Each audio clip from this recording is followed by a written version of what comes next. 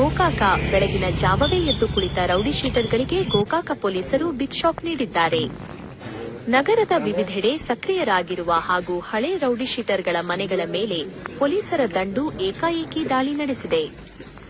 Gokak DYSP, CPI ಹಾಗೂ PSI ನೇತೃತ್ವದ ಜಂಟಿ ಪೊಲೀಸ್ ಸಿಬ್ಬಂದಿಗಳ ತಂಡ ಈ ಕಾರ್ಯಾಚರಣೆ ನಡೆಸಿದ್ದು, ನಗರದಲ್ಲಿ ಅಪರಾಧ ಕೃತ್ಯಗಳಿಗೆ ಬ್ರೇಕ್ ಹಾಕಲು ಖಾಕಿ ಪಡೆ ಭರ್ಜರಿ ಕಾರ್ಯಾಚರಣೆಗೆ ಇಳಿದಿರುವುದು ಕಂಡುಬಂದಿದೆ.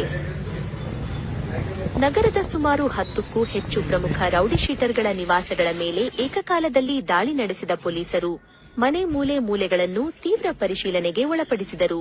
ವಿವಿಧ ಕಾನೂನು ಬಾಹಿರ ಹಾಗೂ ಅಪರಾಧ ಕೃತ್ಯಗಳಲ್ಲಿ ಭಾಗಿಯಾಗಿ ಸಾರ್ವಜನಿಕರ ಶಾಂತಿಗೆ ಭಂಗ ತರುತ್ತಿದ್ದ ಕ್ರಿಮಿನಲ್ಗಳ ಮೇಲೆ ಹದ್ದಿನ ಕಣ್ಣಿಟ್ಟಿರುವ ಪೊಲೀಸರು ಈ ದಾಳಿಯ ಮೂಲಕ ರೌಡಿಗಳಿಗೆ ಖಡಕ್ ಎಚ್ಚರಿಕೆ ಸಂದೇಶ ರವಾನಿಸಿದ್ದಾರೆ.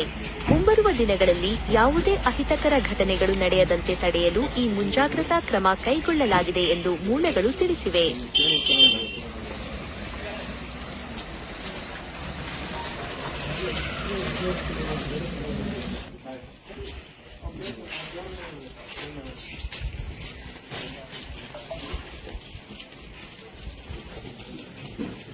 दिवाली का